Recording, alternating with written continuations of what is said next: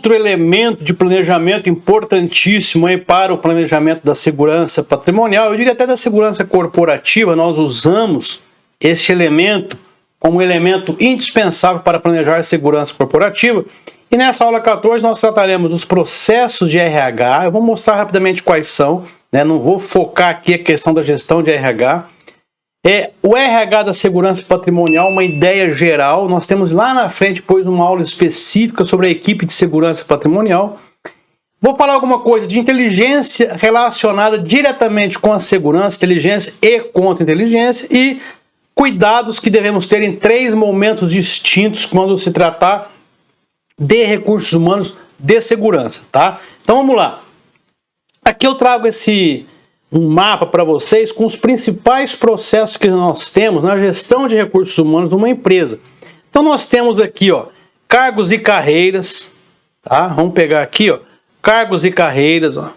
Nós temos cultura organizacional da empresa, como que a RH trabalha isso, né? Normas e legislações de recursos humanos, normas internas da empresa, legislações do governo, de órgãos reguladores referentes a recursos humanos, recrutamento e seleção, como que isso aqui é tratado na empresa, demissões, as demissões são levadas a sério, não são? Como que se starta e se realiza um processo de demissão, investigação social, como que a empresa enxerga esse processo, isso é muito importante. É desse mapa que eu estou mostrando para vocês que saem todos os riscos de recursos humanos. E todos os riscos que geralmente estão ligados a pessoas acabam gerando riscos nas outras áreas da empresa. Então aqui, ó, educação e treinamento, tem planejamento de treinamento ao longo do ano, tanto para quem é da gestão de RH, quanto para o corpo de colaboradores da empresa, não tem. Como que é feito o departamento pessoal dessa empresa, né? Tem um controle rígido, tem um controle criterioso, vamos botar aqui, ó, dos funcionários, vou colocar aqui, ó. Aqui, ó, como é feito esse acompanhamento e controle, né? Tem um DP dedicado a acompanhar o dia a dia, a registrar os problemas, as reclamações, não tem?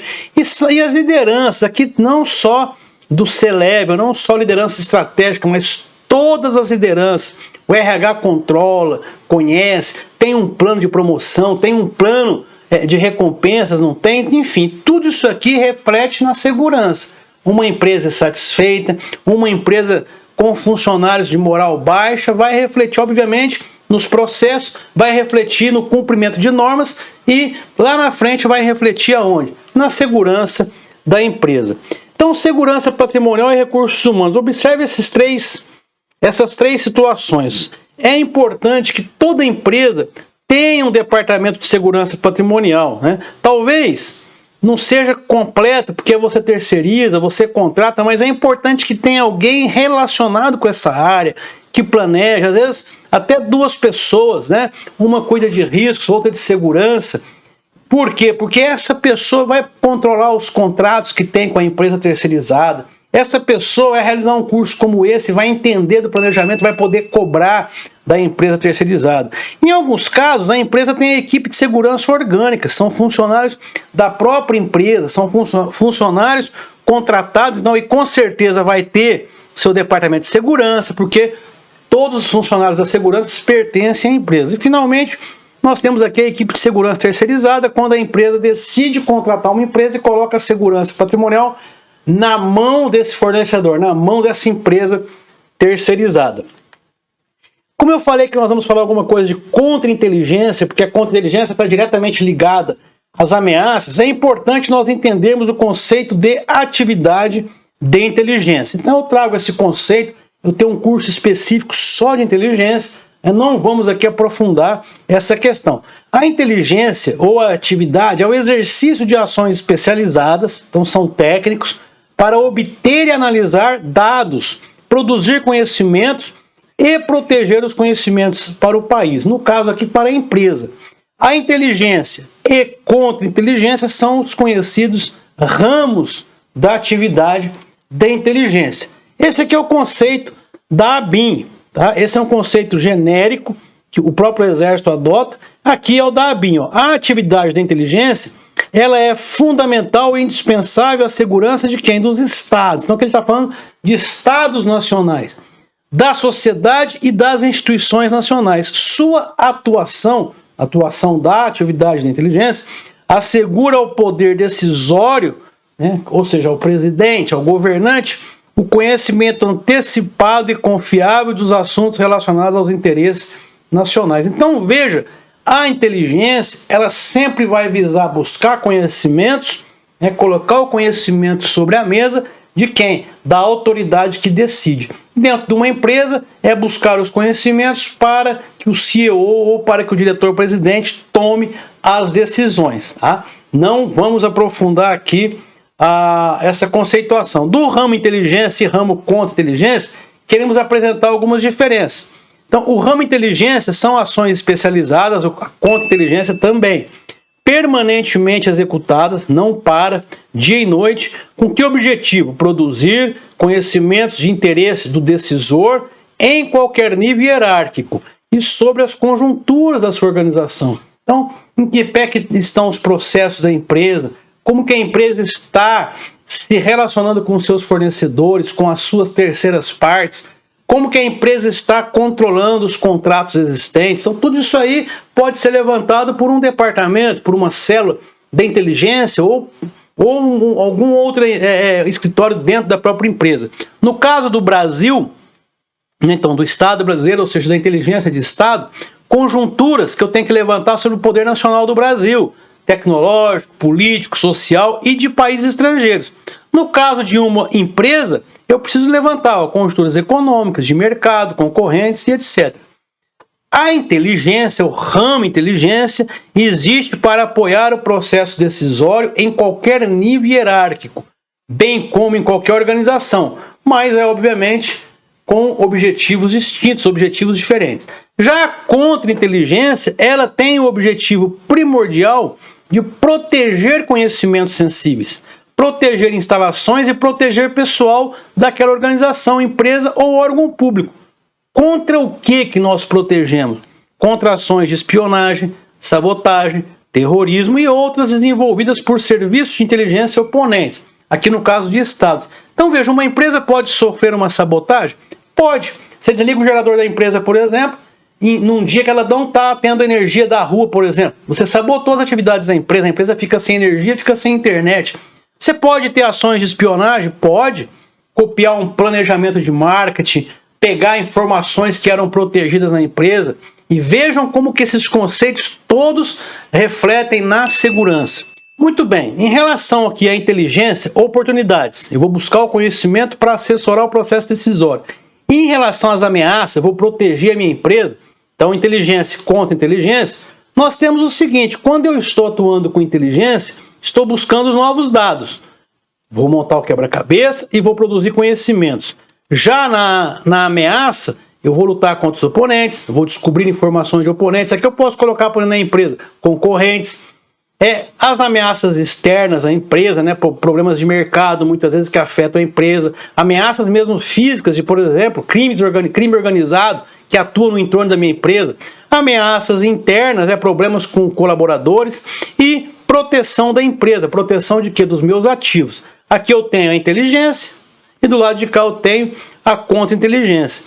A contra-inteligência, ela está de mãos dadas com a segurança patrimonial, proteção de ativos. Um dos objetivos da segurança patrimonial é proteger os ativos da empresa. Então está aí o relacionamento da inteligência e contra-inteligência com a segurança patrimonial. Vamos observar aqui aqueles 3 momentos distintos que eu coloquei lá no sumário, no início da aula, que eu acho importantíssimo, voltados para os elementos de segurança patrimonial. Então eu tenho que ter muito cuidado no processo seletivo da minha equipe de segurança. Se eu terceirizar, eu tenho que colocar o perfil para a empresa terceirizada e tenho que fazer entrevistas depois, antes deles iniciarem o trabalho na minha empresa. Então está aqui os cuidados. Coletar informações sobre o candidato, solicitar informações e documentos do próprio candidato e verificar cada informação, se elas são verdadeiras, se procedem, verificar em residência, o currículo dele, informações de antigos contratantes, de antigos patrões. Isso é muito importante. Ao entrevistar o candidato, né, deve-se perguntar sobre sua vida pregressa, funções desempenhadas, quem foram os seus empregadores, indicar pessoas que possam referenciar, possam comprovar a sua aptidão profissional, trazer referências. Deve-se ainda solicitar informações sobre o curso de formação de vigilante, se está feito, se está atualizado, pegar a documentação que comprove isso, tá? Verificar as habilidades técnicas desse candidato.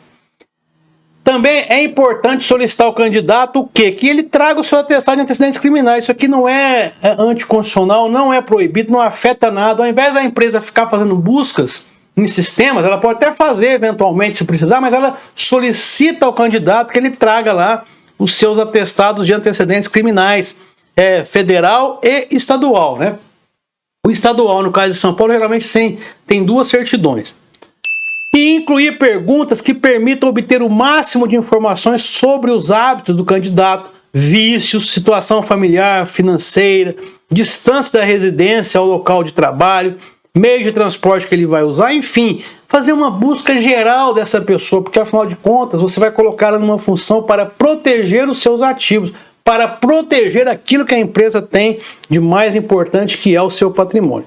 Então aqui é durante a seleção, estou escolhendo, então eu tenho essa capacidade de desempenhar essas atividades. Agora, ele está contratado, está atuando como vigilante na minha empresa, ou como coordenador de segurança, como supervisor. O que eu vou verificar? O funcionário deve ser observado se tem interesses demonstrados fora da sua área de trabalho, se ele fica no local de trabalho em horários fora do expediente, se ele se envolve em outras coisas ilícitas, em jogos de azar, se envolve com agiotas. Tem que verificar se há sinais exteriores de riqueza, por exemplo. O cara ganha 5 mil e tem um carro de 70, por exemplo. E outras coisas, queixas, ausências, e tudo que ser observado tem que ser registrado pelos recursos humanos. Quando há problema, tem que chamar a pessoa, tem que adotar as medidas previstas na CLT para que as coisas não se avolumem e depois vire um grande problema lá na frente. Afinal de contas, falamos de pessoas que trabalham protegendo as demais pessoas. As observações negativas e positivas sobre o desempenho desse funcionário, desse vigilante, devem ser registradas para posterior devolutiva, feedback com esse funcionário. O gestor responsável pela equipe de segurança, terceirizada ou orgânica, deverá periodicamente realizar sessões de feedback com esse funcionário, apontando as oportunidades de melhoria. O que ele tem que melhorar? Onde que ele precisa melhorar? E também destacando os pontos fortes, né? Muitas vezes até fazendo um elogio público, registrando um documento, para que aquela pessoa se sinta reconhecida, se sinta de fato valorizada. E controlar reclamações referentes a vigilantes, se tiver contra eles, de assédio sexual, assédio moral e qualquer outra reclamação que fizerem em relação à conduta dos vigilantes. E agora, segurança no desligamento, aqui é a entrevista de desligamento, né? Isso aqui é importantíssimo. Acessos a redes, equipamentos, armamentos devem ser o quê? Interrompidos. Nós falamos lá atrás, se tem material sob a sua tutela, tem que ser devolvido antes. Se o vigilante tem armamento, tem algum tipo de fardamento que a empresa entregou, tem colete, tem que devolver isso tudo, acesso à internet, à intranet da empresa, tem que ser tudo bloqueado antes dele ir embora da empresa. Evidências e provas devem ser formalizadas por sindicâncias, respeitados os direitos do funcionário, dele ser informado do teor da apuração, dele ser ouvido, de indicar testemunhas, apresentar provas, enfim, exercer sua ampla defesa, no caso de uma demissão aí, por justa causa. E realizar sempre a entrevista de desligamento, sempre. E sempre com mais de 2 pessoas presentes ali testemunhando que a entrevista foi feita. Traz alguém do jurídico, coloca mais uma pessoa do RH e conversa com esse funcionário que será demitido. Aqui estamos tratando dos funcionários que atuam na segurança. Então aqui nós encerramos a 15ª aula. Na aula 16 nós veremos o gerenciamento de crises, que é mais um elemento de planejamento importantíssimo para quem vai planejar segurança patrimonial. Vejo vocês então na aula 15. Até mais.